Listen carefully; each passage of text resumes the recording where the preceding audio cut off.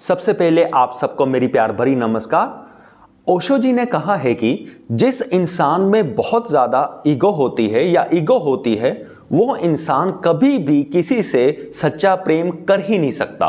तो इस बात को एक्सप्लेन करने के लिए ओशो जी ने एक बहुत ही अच्छी एग्जाम्पल दी है और वो दी है हिटलर की। जो हिटलर थे हम जानते हैं कि वो बहुत ही इगोइस्टिक इंसान थे। वो ऐसे इंसान थे, उन्होंने कभी भी किसी को भी अपने कंधे पर हाथ रखने नहीं दिया। अगर कोई उसका दोस्त भी होता था, चाहे वो कितना भी क्लोज क्यों ना हो, वो भी उसके कंधे पर हाथ नहीं रख सकता था। तो आगे ओशो जी कहते हैं कि जो हिटलर की लाइफ में एक लड़की थी, तो हिटलर वैसे किसी लड़की से प्रेम नहीं करते थे, पर वो उनके साथ ऐसे ही रहते थे और उनके बीच में सब कुछ था, यानी कि फिजिकल रिलेशनशिप्स वगैरह सब कुछ था। तो वो क्या था कि वो लड़की के साथ रहते थे। एक दिन उस लड़की ने हिटलर से कहा कि मेरी माँ बीमार है, मैंने अपनी माँ को हॉस्पिटल मिलने जाना है। तो हिटलर ने उस लड़की को सीधा कह दिया कि आपने अपनी माँ को मिलने नहीं जाना। उसने सीधा कह दिया कि नो। तो जब हिटलर कहते थे नो, तो उसका मतलब था साफ साफ नो, यानी कि नहीं जाना तो फिर नहीं जाना।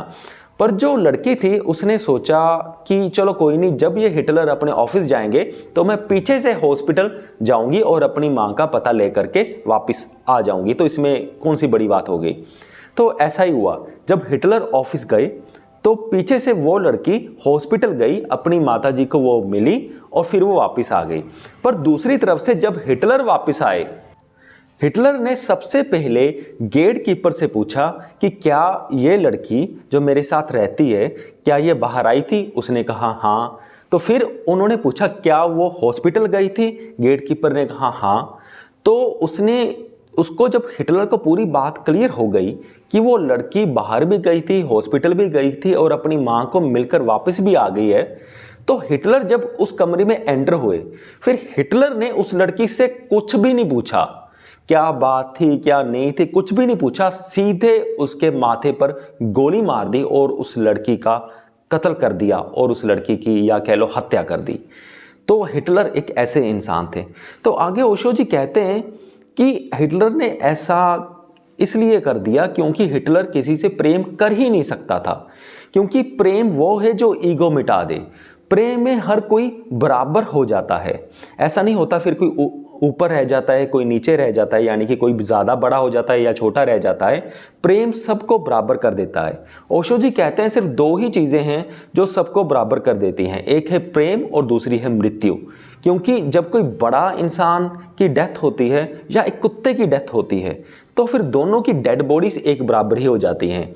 तो मृत्यु इस तरह से बराबरी बना देती है हर जगह, और प्रेम इस तरह से बराबरी बना देता है कि फिर कोई स्टेटस नहीं रह जाता। तो जो हिटलर की एग्जांपल थी, जब उसकी गर्लफ्रेंड थी, तो क्या हुआ, जब उसने उसकी बात नहीं मानी तो हिटलर की ईगो को इतनी चोट पहुंची कि हिटलर ने कहा कि अब तो ये मेरी इंसल्ट है। उसके दिमाग में कुछ ऐसे विचार आए होंगे, ये मैं अपने आप से आपको बता रहा हूं कि ये क्या हो गया कि इसने मेरी बात नहीं मानी तो अब मैं इसे छोड़ूंगा नहीं। पर प्रेम में ऐसा नहीं होता कि मेरी बात मानी नहीं तो मैं छोड़ूंगा नहीं। प्रेम किसी को कंट्रोल करने के लिए नहीं किया जाता। तो कुल मिलाकर ओशो जी ये कहते हैं कि अगर हमें सही से प्रेम करना है, सही प्रेम का आनंद लेना है, गहरे प्रेम में उतरना है, तो उस प्रेम में ईगो का स्थान हो ही नहीं सकता। ईगो नहीं है तो तभी प्रेम आएगा, और जब प्रेम आएगा तो फिर ईगो बचेगी नहीं। सो मुझे पूरी उम्मीद है कि आप सबको ये वीडियो समझ में आ गया होगा। सो इस वीडियो को देखने के लिए आपका बहुत बहुत धन्यवाद।